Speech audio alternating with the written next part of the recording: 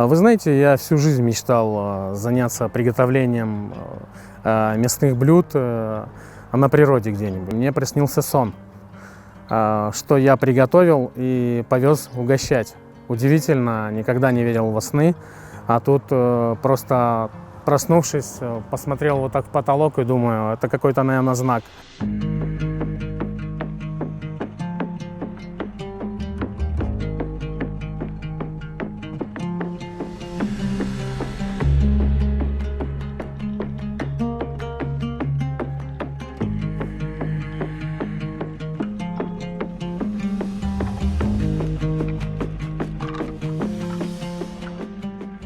Ну что, сегодня мы с вами будем готовить голубцы в котле.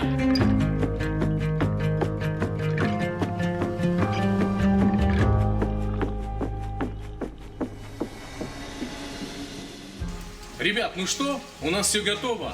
И по традиции мы едем, как обычно, угощать.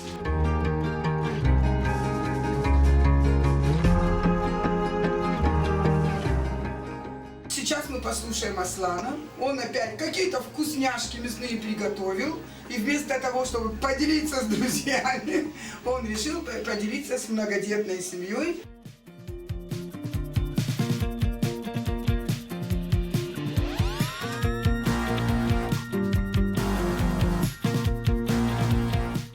Было очень удивительно, люди, которые начали видеть этот ролик, они говорят, Аслан, вообще как бы очень такое благородное, очень классное дело, делаешь, замечательный блог, начали, да, так положительную реакцию какую-то, да, проявлять начали люди и в своем окружении, и близкие, и незнакомые абсолютно, да, что было очень приятно, конечно.